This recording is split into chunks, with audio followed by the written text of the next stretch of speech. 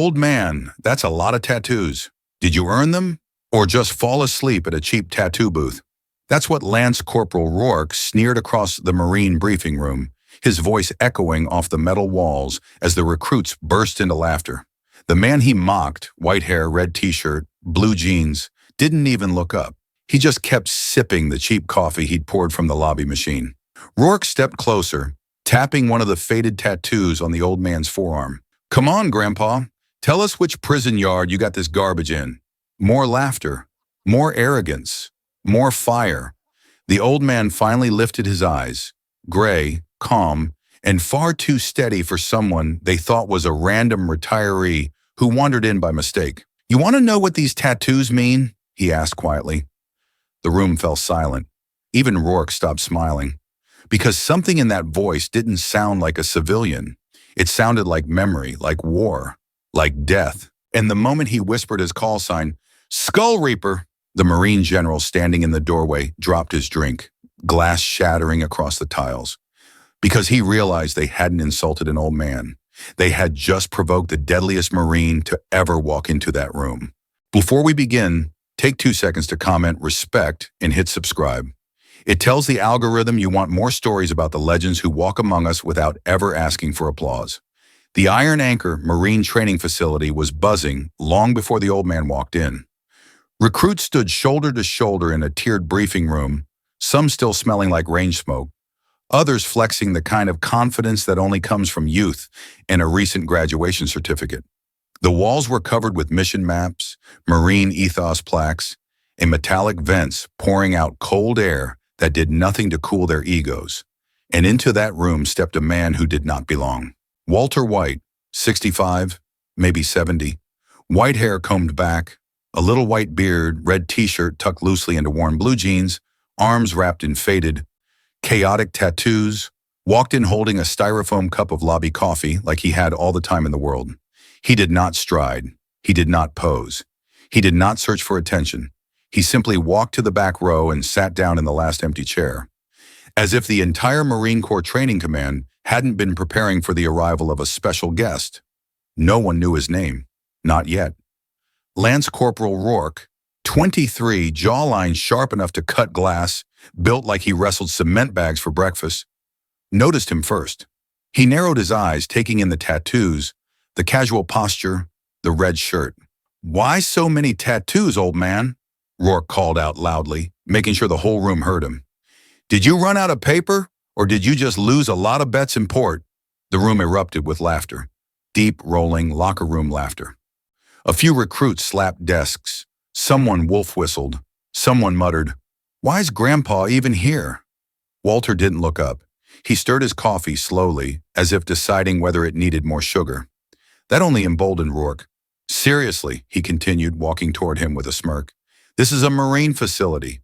You take a wrong turn at the retirement home? Gotta keep you from wandering into traffic?"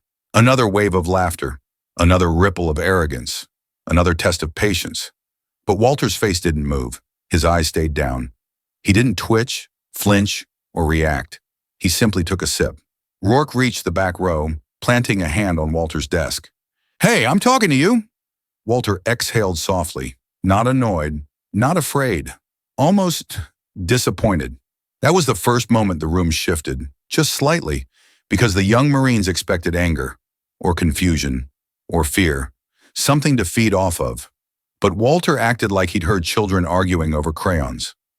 Rourke leaned down and tapped the old man's forearm tattoo, a faded, jagged mess of ink. "This one looks like a blindfolded toddler drew it during a hurricane. What's it supposed to be?" The laughter quieted just a little, enough for tension to trickle in. Walter looked at Rourke's hand tapping his arm, then finally raised his gaze. Gray eyes, cold, flat. Focus sharpened to a point so lethal it made noise die. "You want to know what this is?" Walter asked, voice soft enough to make the whole room lean closer to hear. Rourke blinked. The arrogance choked for a brief second. Yeah, I asked. Didn't I?" Walter rolled his sleeve up slowly, revealing more ink, more scars, more history. "This one's for a man I carried out of a kill zone in '91, Walter said quietly. "He didn't make it, but I did. The room fell silent. Even the air conditioning seemed to turn down. Rourke laughed awkwardly. "Oh, come on, what are you, some retired biker?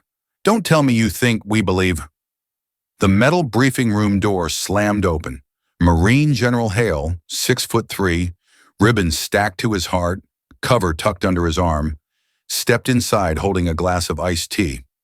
Conversations died instantly. Spines straightened.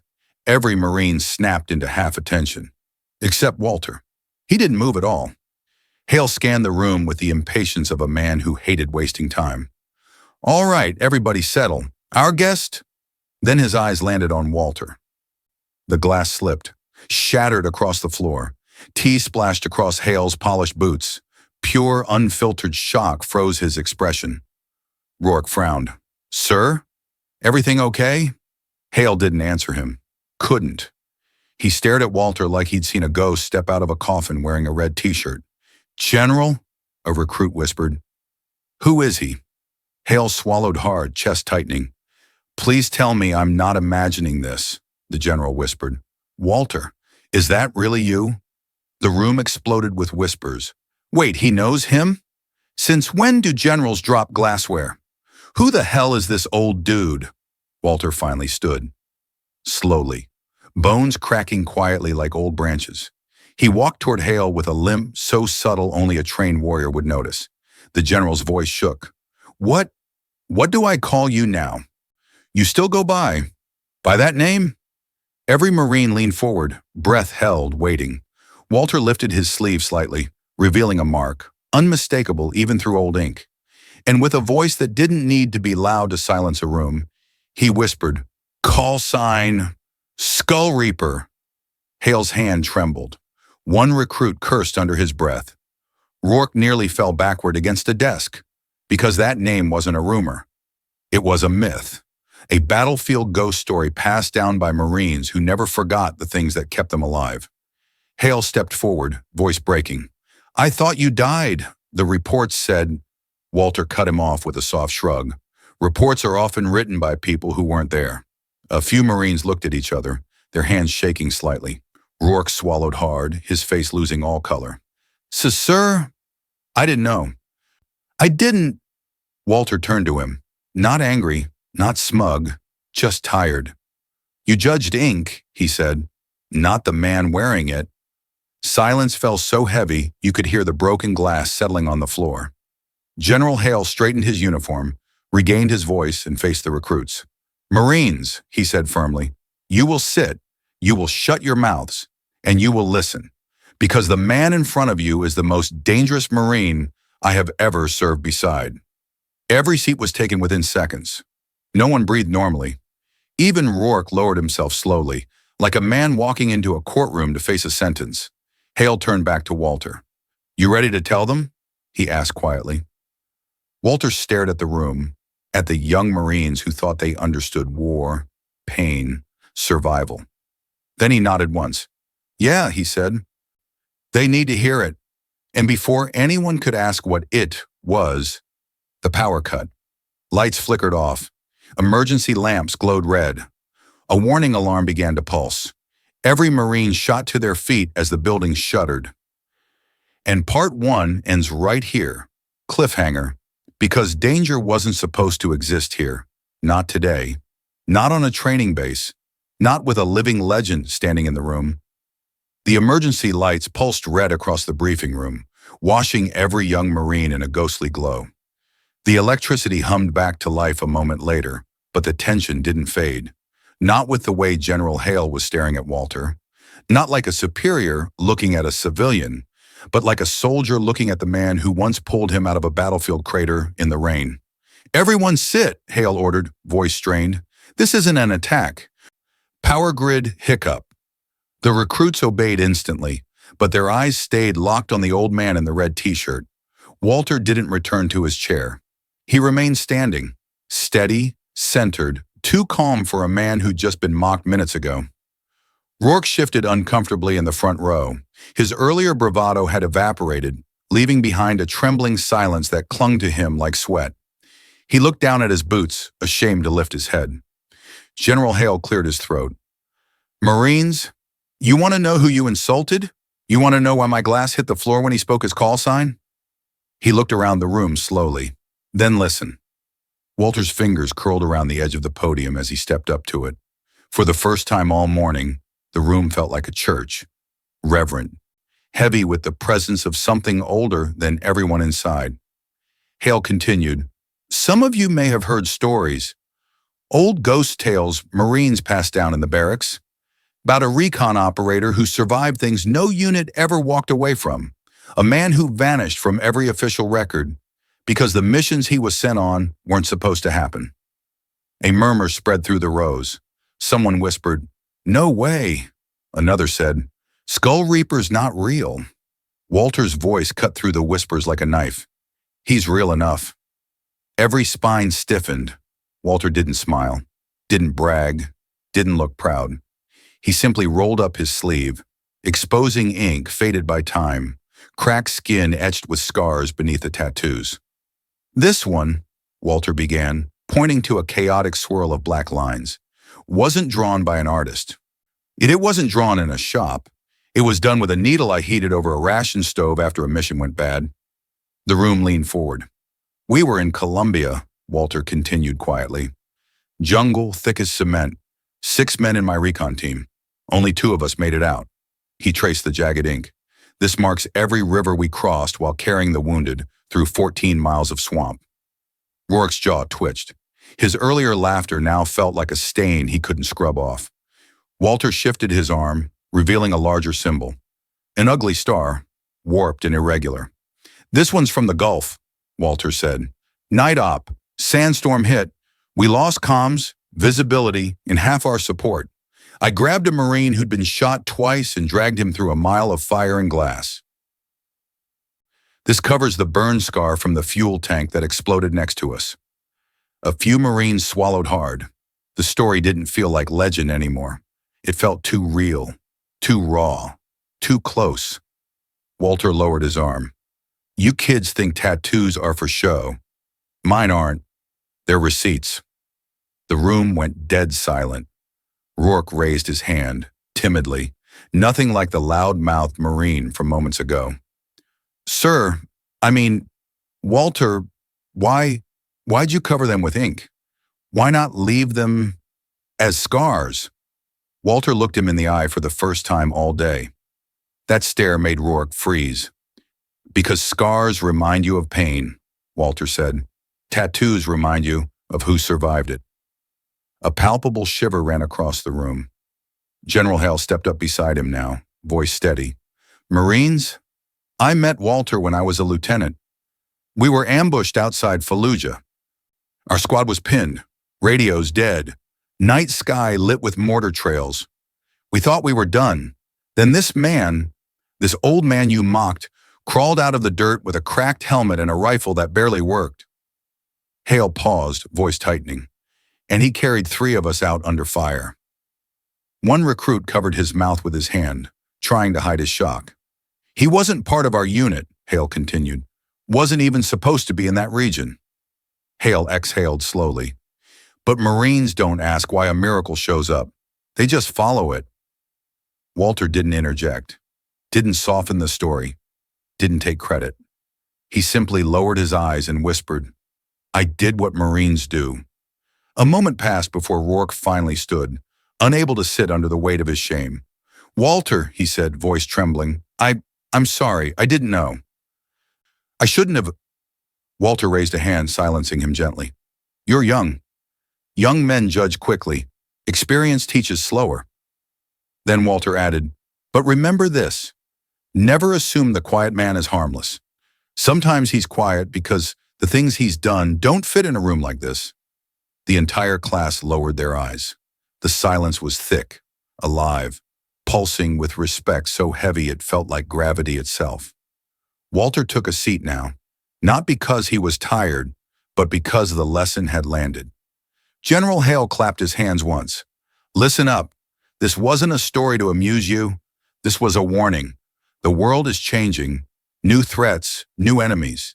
And Walter's here today because he's the only man with first-hand experience against a group resurfacing overseas." Heads snapped up, eyes widened. Hale continued, "Tonight, Command is holding a high-level briefing. Intelligence says the President himself is flying in for it." Gas rippled through the room. Rourke whispered, "The President? Here?" Hale nodded. "He wants Walter's input, his experience, his expertise. The last time the Marine Corps needed his help at this level was decades ago." Walter sighed deeply, not dramatically, but like someone who tried to live quietly and failed again. "I didn't want this attention," he murmured. "I came to talk to one man. Now I got to talk to the entire chain of command." "What man?" someone asked. Before Walter could answer, the base intercom buzzed sharply. A voice crackled. "General Hale, report to Command Center immediately. Priority 1. Repeat, Priority 1. Every recruit turned toward Walter. Because even though no mission had been assigned, even though no words were spoken, everyone felt it. Whatever was coming wasn't just urgent. It was connected to him. Walter rose slowly, rolling down his sleeves, covering the ink, covering the stories. General Hale stepped forward. "Walter, you ready?" Walter looked toward the door, toward the unknown waiting behind it. His voice was steady. "Been ready my whole life." And as he walked out, the recruits stood on instinct, a silent honor path forming without a single command being issued. And that's how part 2 ends. If you believe we should never judge a man by what he looks like, comment never judge. The door shut behind Walter with a heavy metallic thud, and the recruits sat frozen long after he disappeared down the hallway. None of them spoke. None dared to breathe too loudly. Something about watching the old man walk out of the briefing room had cracked the world they knew in half. Rourke stared at the empty doorway, jaw clenched, mind racing. A few hours ago, he'd mocked the man. Now he felt like he'd spit on a monument. General Hale didn't give them time to process. He turned sharply to the recruits. "On your feet." Dozens of boots hit the floor in perfect unison. "You will report to Training Yard C in 5 minutes," Hale said. "Walter will be evaluating your readiness." A ripple of fear and excitement shot through the room. Walter White, Skull Reaper, the Ghost Marine. They were about to train under him, something only legends whispered about. 5 minutes later, the recruits filed into the open-air training yard. Dust blew lightly across the packed earth, the sun beating down hard enough to blur the horizon. A series of wooden obstacles stood waiting. Walls, mud pits, balance beams, rope climbs. But none of them looked as intimidating as the man leaning casually against a stack of crates, sipping yet another styrofoam cup of coffee. Walter White, red t-shirt, blue jeans, tattoos partially hidden beneath rolled-down sleeves. White beard catching the sunlight, calm eyes that had seen more violence than any of them could imagine. He didn't strut. He didn't pose. He simply existed, and the yard bowed around him. Walter took one last sip and set the cup aside. "All right," he said. "Let's see what you boys think war looks like." He pointed to the obstacle course. "Pair up." They scrambled instantly. Walter walked between the lines of Marines, hands in his pockets, gaze sharp. He stopped next to Rourke and his partner, a nervous recruit named Jensen. "You two first," Walter said. Rourke swallowed. "Yes, sir. Yes, Walter." "No, sir. I told you boys I stopped being that rank years ago." Walter nodded at the starting line. "Go!" Rourke sprinted forward, charging the first wall like a bull. He leapt, grabbed the top, swung over, landed hard, and pushed on. Jensen lagged behind, struggling with the height. Walter watched Rourke disappear around the next bend, then turned to Jensen.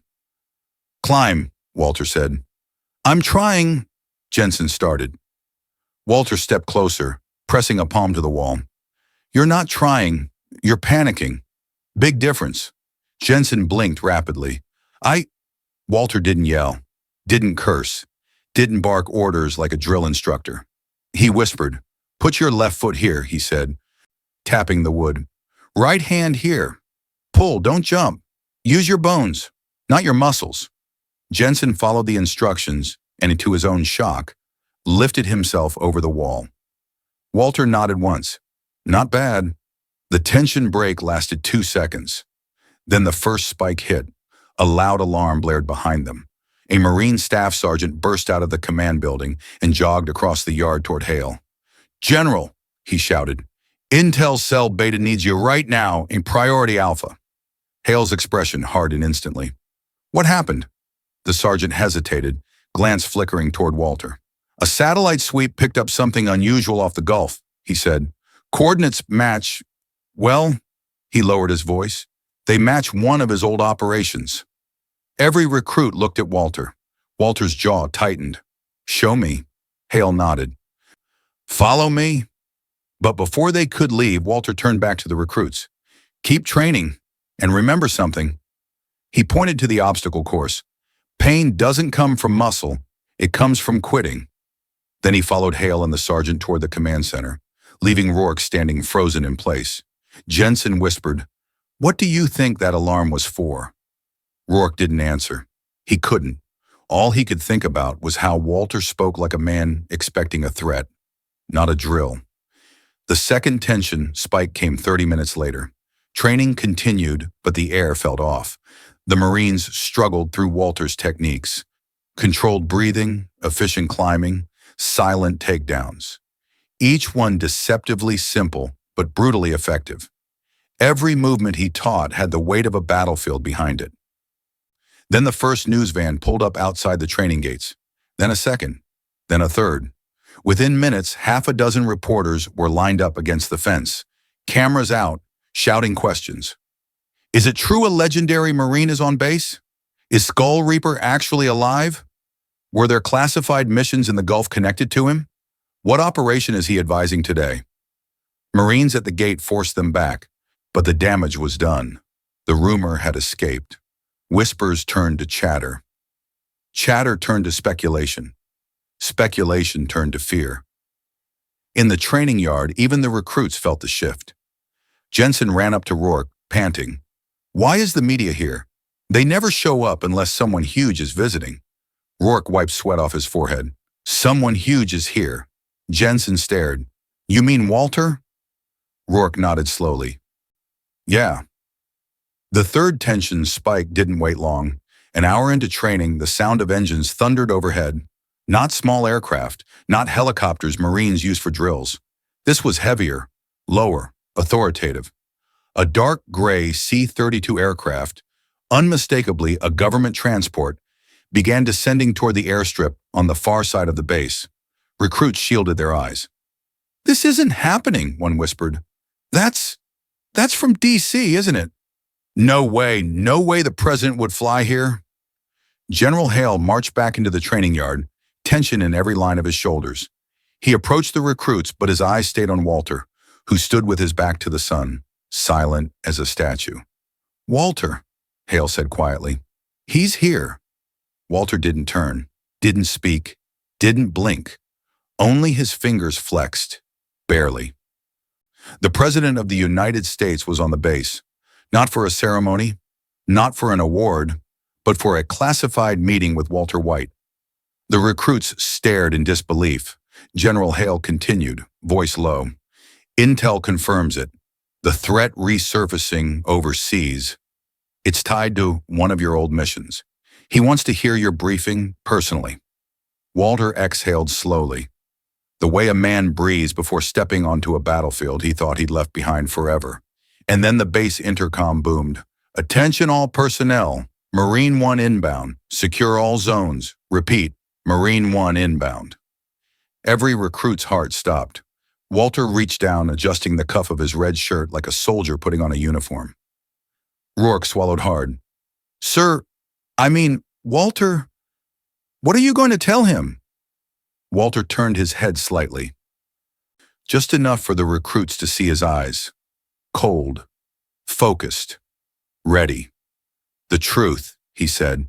"He came because he knows what's coming." "What's coming?" Jensen whispered.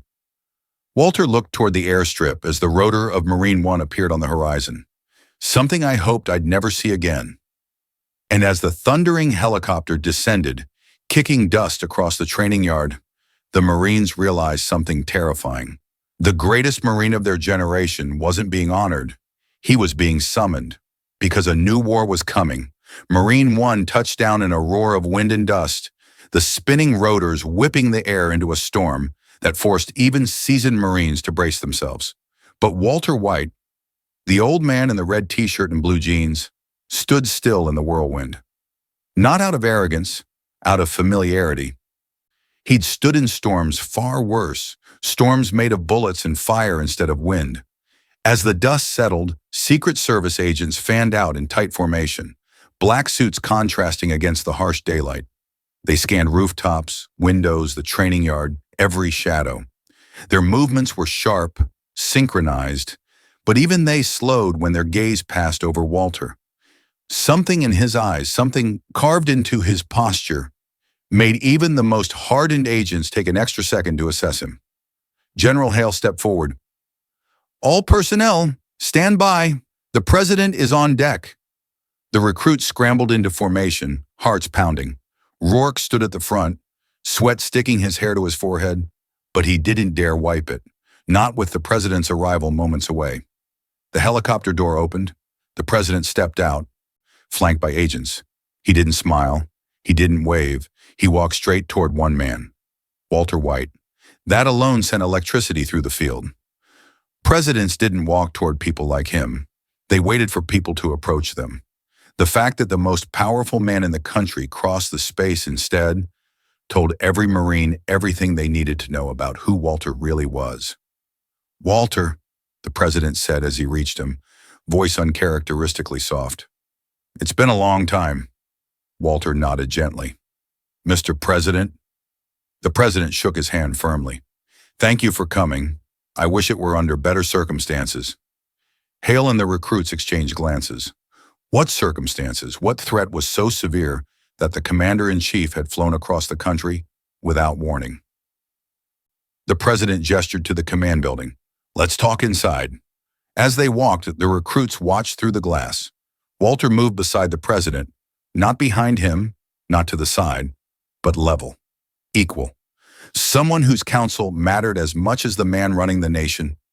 Inside the secure war room, screens flickered with satellite images, intercepted transmissions, names and faces blurred out for security. The lights dimmed automatically as the doors locked. General Hale briefed quickly. "Mr. President, this is all connected to Operation Iron Dagger, the mission Walter led in 1997. Walter said nothing. His jaw tightened, but he remained still, hands clasped behind his back. The president sighed. "He told me you were the only man alive who understood that battlefield." And now, the same group has resurfaced. Recruits outside pressed closer to the glass, trying not to be obvious. Rourke whispered, "What did he do in that mission?" Jensen replied quietly, "Whatever it was, nobody else survived." Inside, the president tapped a screen. Coordinates blinked red. "We intercepted encrypted chatter last night. They're rebuilding, regrouping, and based on what we're seeing," his eyes shifted to Walter. "They're preparing to finish what they started." Walter studied the footage, grainy aerial photos of a jungle encampment, the same terrain he'd once vanished into for weeks. He exhaled slowly. "I told command 25 years ago," Walter said quietly. "I told them if we didn't finish the job, it would come back." The president nodded. "And you were right." For a long moment, the room was silent. Then the president said what everyone feared. "We want you to lead the advisory team. No one else on Earth has your insight into their tactics." General Hale flinched. "Sir, with respect, Walter's done enough. There must be another." The president raised a hand. "If there were, I wouldn't be here." Walter remained silent, staring at the screen. The jungle, the ruins of the compound, the ghosts of a mission buried in classified files thicker than textbooks. "Walter," the president continued gently, "we're not asking you to fight, just to guide, to teach, to prepare the Marines who will finish this." Walter's breathing tightened for the first time all day. Not panic, not fear, memory. "Young men died under my watch," he whispered. Kids who never saw 21. The president stepped closer. "Then teach the next generation how not to become them." Walter looked up. Hale looked nervous. The president waited. Finally, Walter nodded once. I'll advise. Relief washed over the room, but the tension wasn't done. The third spike hit when a Marine aide rushed in, holding a secure tablet. Sir, urgent message from NORAD. The president took it. His expression hardened. He turned the screen toward Hale and Walter. They're moving. Rourke and the recruits watched through the window as Walter leaned in. Whatever he saw on that screen made the blood drain from his face. The president said softly, "This is why we need you." Walter nodded slowly. Then we don't have time to waste. He stepped out of the war room, and the recruits scattered back into formation, trying to act like they hadn't been glued to the glass. Walter faced them, his expression calm, but the weight behind it crushing. Listen up, he said. I don't know what you boys thought your future looked like before today. Training, drills, maybe deployments. But that future just changed. The recruits swallowed hard. Walter began pacing slowly in front of them. You're not preparing for some distant war. You're preparing for something that's already breathing down this country's neck. No one had ever heard an old man's voice carry so much power. You think your strength comes from your muscles? Walter continued. It doesn't. It comes from what you can endure. It comes from who you protect. It comes from knowing that there are monsters out there and choosing to stand between them and everyone who sleeps under the flag you swore to defend. Rourke stepped forward, chest tight. Walter, sir, what do we do? Walter looked at him, really looked at him, and the fear dissolved into determination. You learn, Walter said. You train harder than you've ever trained. You listen, and you stop believing that loud makes you strong. He tapped his chest. Strength is quiet. The recruit stood straighter. Strength is patient. Their breathing steadied. Strength is the old man in the room that everyone underestimates. Rourke swallowed. The Skull Reaper. Walter almost smiled. Almost. That name was never about killing, he said. It was about surviving and making sure others did too. General Hale stepped beside him. Men, we're forming a special task group. Walter will advise. You will train under him starting tomorrow at 500. A few Marines whispered, Yes, sir, under their breath. The president emerged from the command building, Secret Service fanning out behind him. For a moment, just a moment, he stepped toward Walter again. I know you didn't want the spotlight, the president said softly, but the country needs the kind of wisdom only scars can teach. Walter nodded. Then I'll give them everything I've got. The president extended his hand. Walter shook it. In that grip, in that simple exchange, every Marine understood the truth. They hadn't just seen a forgotten warrior. They'd witnessed the moment a legend returned to duty. As the president boarded Marine One and the helicopter lifted off, recruits stood tall, chests out, eyes locked on the old man in the red shirt who wasn't supposed to matter. Walter watched the helicopter disappear into the sky. Then he turned back to the Marines. All right, eat, he said. Get some rest. Tomorrow we start writing a new chapter. And with that, he walked toward the sunset, slow and steady, like a man finally stepping toward the purpose he'd tried to run from for decades. If this story moved you, even a little, please subscribe.